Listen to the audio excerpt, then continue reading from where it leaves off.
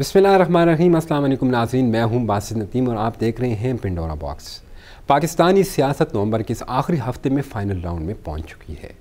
अहम फैसले होने जा रहे हैं जिनका नतीजा गैर मुतवक्को भी हो सकता है। और इसमें जो दो अहम पॉइंट्स हैं, एक तो नए आर्मी चीफ़ की तकर्री की जो समरी भेजी गई है उसके हवाले से भी हम कानूनी राय जानेंगे इस प्रोग्राम में, और इसके साथ साथ जो तस्नीम हैदर शाह ने जो बयान दिया है उससे इमरान खान के FIR पर कितना फ़र्क पड़ेगा, इस हवाले से भी कानूनी राय जानेंगे। तो हमने आज अपने प्रोग्राम में मदऊ किया है, लीगल एक्सपर्ट हैं, Islamabad high court bar association के सदर हैं शुएब शाहीन साहब।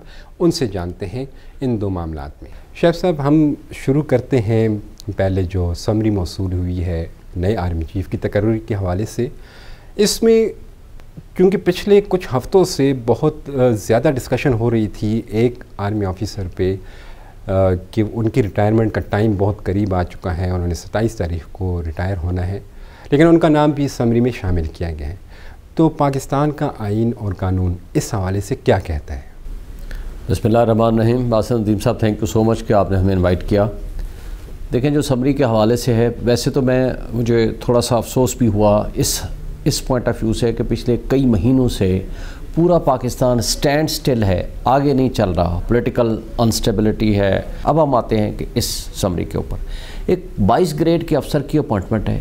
ये एक एडमिनिस्ट्रेटिव आर्डर है, एक सिंपल आर्डर है। ये 3 महीने पहले भी हो सकता था, ये महीना पहले भी हो सकता था, 15 दिन पहले भी हो सकता था, आज भी हो सकता है, 2 दिन बाद भी हो सकता है। इसके पीछे पूरा मुल्क जो है वो स्टैंड स्टिल हुआ है, पॉलिटिकल अनस्टेबिलिटी अलग है। और वजह क्या है? वजह यह है कि हमारे पॉलिटिकल सिस्टम के अंदर बदकिस्मती से एस्टेब्लिशमेंट का इतना ज़्यादा रोल हो गया है कि ऐसे लगता है कि पूरे मुल्क को कंट्रोल कर रही है एस्टेब्लिशमेंट। पूरे जो इम्पॉर्टेंट डिसीजंस हैं वो एस्टेब्लिशमेंट कर रही है। पूरे मुल्क के जो अहम किस्म के फ़ैसले हैं वो हमारी पॉलिटिकल गवर्नमेंट्स नहीं कर रही, वो हमारे वो लोग कर रहे हैं जो बज़ाहिर ना तो लॉ उनको इजाज़त देता है, ना कॉन्स्टिट्यूशन उनको इजाज़त देता है। तो इस वजह से आज ये इशू सबसे बड़ा इशू है पाकिस्तान का कि तकर्री किसकी होगी, कैसे होगी। अब समरी आ गई, रूटीन मैटर है। मिनिस्ट्री ऑफ डिफेंस, GHQ ने भी शायद उनको समरी दी हो। मिनिस्ट्री ऑफ डिफेंस का काम था कि वो समरी देते और उसके बाद आगे आती प्राइम मिनिस्टर कैबिनेट के साथ कंसल्टेशन करके फैसला, वो एडवाइस भेज देते। एडवाइस भेजते हैं प्रेसिडेंट ऑफ पाकिस्तान को, और प्रेसिडेंट ऑफ पाकिस्तान जो है अंडर आर्टिकल 48 उसको एक्सेप्ट करने का पाबंद है। 2 ऑप्शन है, अगर वो ना एक्सेप्ट करना चाहे तो 15 दिन के अंदर अंदर रिकन्सिडरेशन के लिए उनको वापस भेज सकता है प्राइम मिनिस्टर को, और प्राइम मिनिस्टर 7 डेज़ के अंदर दोबारा अपनी ओपिनियन दोबारा देगा। अगर उसकी ओपिनियन वही होती है जो पहले दी गई थी तो फिर वो पाबंद हो जाएंगे प्रेसिडेंट साहब को उसको साइन करें, और अगर नहीं करते हैं तो 14 दिन बाद इट विल बी प्रिज्यूम्ड कि वो साइन हो गए हैं, वो लॉ का हिस्सा बन जाएगा या वो एक एग्जीक्यूटिव ऑर्डर पास हो जाएगा। तो एक दफ़ा रिकन्सिडरेशन विद इन 15 डेज़ वो देने का वापस भेजने का अख्तियार रखते हैं प्रेसिडेंट साहब। अब उस नामों में से अंडर द लॉ जो बंदे एग्जिस्टिंग ऑफिसर्स होंगे, 3 स्टार जनरल होंगे, उनमें से किसी एक को चीफ ऑफ आर्मी स्टाफ बनाया जाएगा, एक को उसका सरबराह बनाया जाएगा। अब क्वेश्चन सिर्फ ये आती है कि क्या जो आज सर्विस में है और 27 को सर्विस में नहीं होगा, क्या उसका आर्डर विद इफ़ेक्ट फ्रॉम 29 या 29 तक, तो बाजवा साहब की एक टाइम है जो लेजिटिमेट उन्होंने कंटिन्यू करना है, वो नहीं हो सकता। इसलिए नहीं हो सकता चूँकि आज तो उन्होंने समरी इसलिए भेज दी है, साथ लिखा होगा उस समरी में, चूँकि समरी आपके पास भी नहीं, मेरे पास भी नहीं, हमको नहीं, उसमें लिखा होगा कि समरी तो हम 5, 4 या 6 बंदों की भेज रहे हैं, लेकिन इसके अंदर ये जो नंबर 1 वाले साहब हैं, आसिम मुनीर साहब, वो रिटायर हो रहे हैं 27 को। तो 27 को अगर उनकी रिटायरमेंट हो तो नोटिफिकेशन आज आप कर रहे हैं, एग्जिस्टिंग ऑफिसर जब तक 29 को वो अवेलेबल नहीं होगा उसको चार्ज आप नहीं दे सकते under the constitution, under the law. तो लीगली बार है कि उस बंदे को आप वो चार्ज दे दें जिस तारीख को चार्ज, चूँकि इफ़ेक्टिव कब होगा, आर्डर तो आप 6 महीने पहले कर दें, इफ़ेक्टिव जिस दिन आर्डर होगा उस दिन उसका नौकरी में होना ज़रूरी है। जब अगर वो नौकरी में नहीं है तो he can not be given the charge of chief of army staff. I think so, ये है इंटरप्रिटेशन ऑफ लॉ। सही, यानी جب سمری تو جب بھی موصول ہوئی وہ اتنے میٹر نہیں کرتی، لیکن جب اس پہ سائن ہو جاتا ہے اس کے بعد سے پھر اصل کہانی شروع ہوتی ہے. لیکن اب بھی جب 29 تک ہمارے پرانے چیف موجود ہیں تو نئے چیف کی تقرری نہیں ہو سکتی. تو اس سے پہلے تو اب سوال یہاں پہ یہ اٹھتا ہے کہ عاصم منیر صاحب کی تقرری پہ اتنے دباؤ کیوں ڈالا گیا، یا کیوں اس کی وجہ سے اتنا اس ایشو کو متنازع بنایا گیا. ایک روٹین میٹر ہے 22 گریڈ کی تقرری آفیسر کی، لیکن سوال یہاں پہ یہی ہے کہ ان کو کیوں. اب دیکھیں نا، پہلی بات تو یہ ہے کہ تقرری ہو سکتی ہے، یہ نہیں ہے کہ نہیں ہو سکتی. اچھا، تقرری ہو سکتی ہے جی، لیکن تقرری کیا ہے؟ نوٹیفیکیشن جاری ہونا ہے. اچھا. نوٹیفیکیشن آپ ہفتہ پہلے بھی کر سکتے ہیں، مہینہ پہلے، 3 مہینے پہلے بھی ہوئے ہیں ماضی میں. اچھا، تقرری ہو سکتی ہے لیکن ٹیک ایفیکٹ کب سے ہوگا؟ وہ ایفیکٹو کب سے ہوگی؟ جی ایفیکٹو اس تاریخ سے ہوگی جس تاریخ کو وہ چارج چھوڑیں گے. جی، چارج ہے رات کے 12 بجے تک باجوہ صاحب کے پاس، 29 لاسٹ ڈے ہے. جی، یہ چارج لیں گے 30th کو آف دس منتھ. تو جس دن 30th کو جو شخص موجود نہیں ہوگا ہی cannot be given the charge. اب اس کے اوپر کیوں متنازع بنایا جا رہا ہے؟ یہ تو دیکھیں نا، پولیٹیکل پارٹیز، افسوس کی بات یہ ہے وہ ملک کی خاطر نہیں سوچتی. ملک کی خاطر اگر سوچیں جو موجودہ گورنمنٹ بیٹھی ہوئی ہے تو اس کنفیوژن کو دور کرنے کے لیے قانون اور آئین کے وہ سب پابند ہیں. وہ اس سے پہلے وہ آ کر کے دے سکتے ہیں اور اس کو نوٹیفیکیشن بھی پہلے جاری کر سکتے تھے اور پروسیس میں ڈال سکتے تھے. قانون کے برعکس اگر کوئی وہ نوٹیفیکیشن کے لیے ایڈوائز کریں گے تو مثلا پریزیڈنٹ آف پاکستان کا پھر اختیار ہے کہ وہ ریکنسیڈریشن کے لیے واپس بھیج سکتا ہے.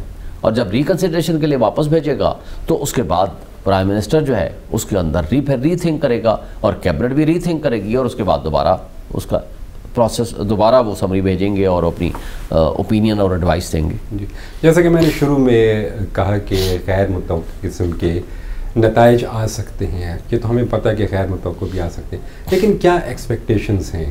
آپ کو کیا لگتا ہے کہ کیا ہونے جا رہا ہے اس حوالے سے، سمری کے حوالے سے؟ لیکن میرا خیال ہے کہ کوئی ایسا نہیں ہوگا کہ جس کے اوپر کنسنسس نہ ہو.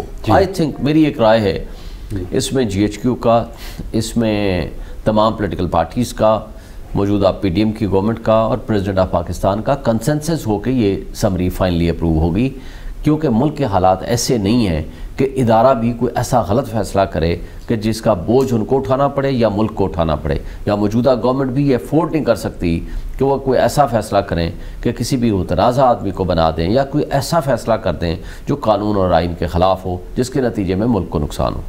صحیح. اب یہاں پہ اسٹیبلشمنٹ اور سیاسی پارٹیاں سب، یعنی پی ڈی ایم بھی اور دوسری طرف پی ٹی آئی بھی، یہ تقریباً آمنے سامنے ہیں اس ایشو پہ. اگر کوئی ایسا فیصلہ ہوا جو کہ کسی ایک فریق کو پسند نہ آیا تو آپ کو لگتا نہیں ہے کہ کوئی آئینی بحران پیدا ہو جائے گا؟ پہلی بات تو یہ ہے کہ دیکھیں، یہ آئینی بحران کا تو کوسچن نہیں ہے. یہ ایک قانون کے مطابق کی جانے والی پروسیڈنگز ہیں.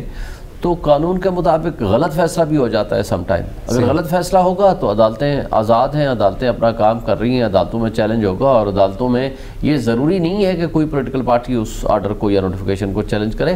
تو کوئی بھی سٹیزن آف پاکستان چیلنج کر سکتا ہے اور اس کے اوپر عدالتیں فیصلہ دیتی ہیں. سمری کے حوالے سے ایک اور اہم سوال ہے کہ پی ڈی ایم کے جو رہنما ہیں جن میں بلاول زرداری ہیں، انہوں نے بھی اپنے ایک اسٹیٹمنٹ میں کہا ہے کہ اگر جو ہمارا فیورٹ ہے آرمی آفیسر، ان کو آرمی چیف نہیں بنایا گیا تو پھر صدر صاحب کو نتائج بھگتنے ہوں گے.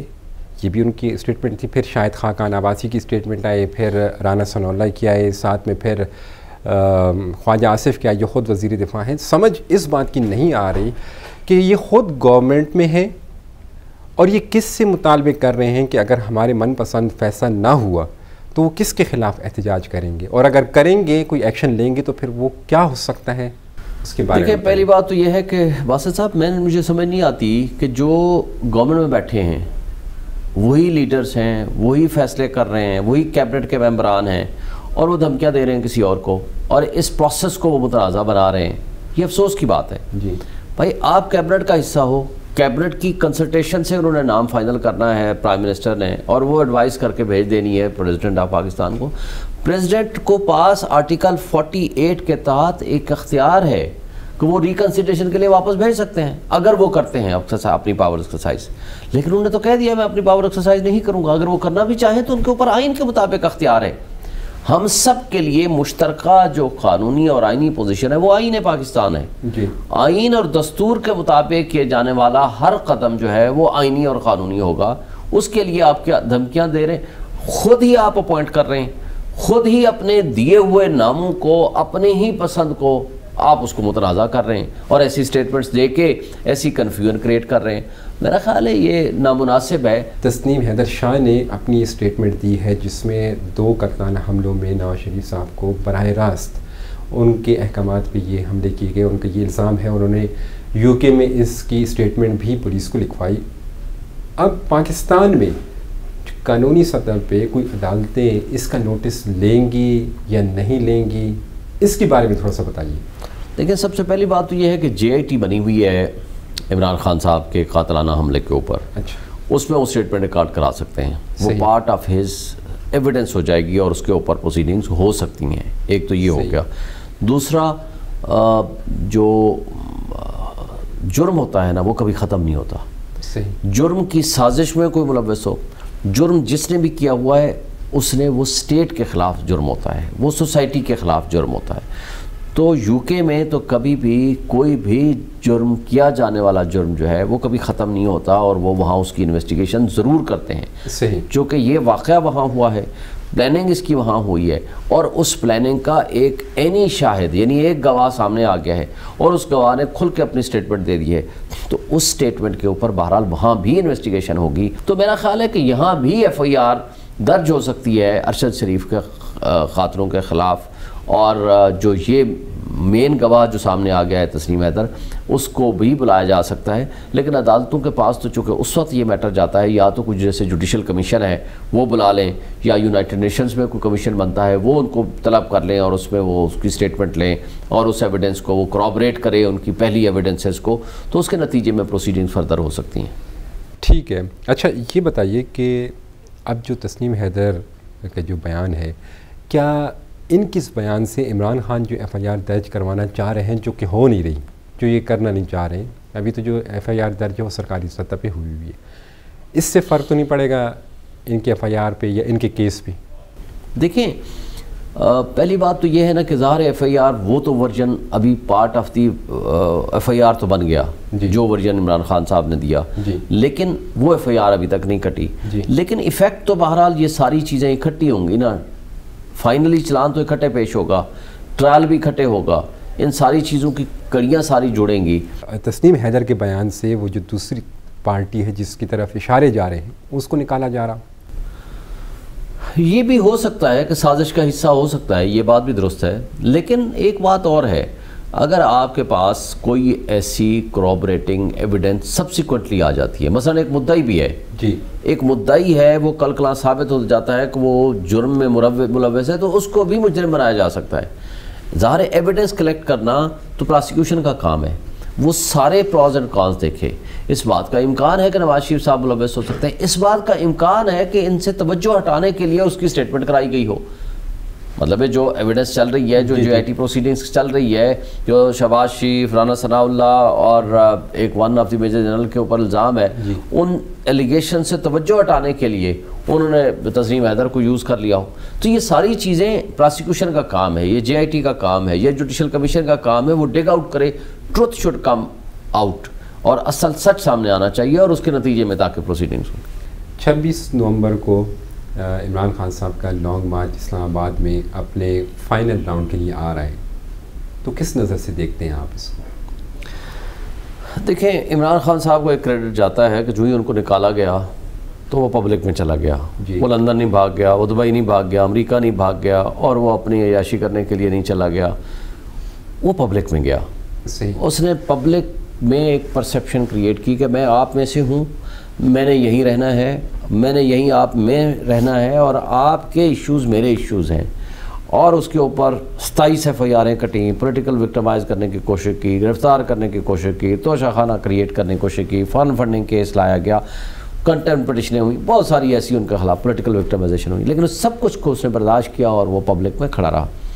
اس کا ایک پازیٹیو امپریشن یہ پڑا تو کہ عمران خان صاحب کے ساتھ پبلک کھڑی ہوگی. آج پرسیپشن یہ ہے کہ ہمارے تمام مقتدر طاقتیں، ہمارے پاکستان کے establishment, international establishment, P D M کی تمام پولیٹیکل جماعتیں، ساری کی ساری، الیکشن کمیشن آف پاکستان سمیت سارے کے سارے ایک طرف ہیں اگینسٹ عمران خان، دوسری طرف اکیلا عمران خان اور عوام وہ ایک طرف ہوگی. تو اس لیے میں سمجھتا ہوں کہ عمران خان کا جو پروگرام ہے، لانگ مارچ ہے، وہ کامیاب ہوگا. اور اس کامیابی کے نتیجے میں یہ بھی ہوپ فل ہوں کہ کوئی نہ کوئی سیٹلمنٹ اللہ کرے دونوں پارٹیز کے درمیان ہو جائے گی کسی نتیجے پہ، ایٹ لیسٹ ایک فائنل ڈیٹ کے اوپر، اور کہ فری اینڈ فیئر الیکشن کرائے جائیں without intervention of any other extraneous consideration یا کسی بھی ایلیمنٹ کی کنسیڈریشن کے بغیر یا انوالومنٹ کے بغیر یہ الیکشن ہو. ناظرین، آپ نے شعیب شاہین صاحب کی گفتگو سنی. نومبر کا آخری ہفتہ اہم ہے اور امید کی جاتی ہے کہ جو بھی ہو پاکستان کی بھلائی کے لیے ہو. اجازت دیجیے، اللہ حافظ.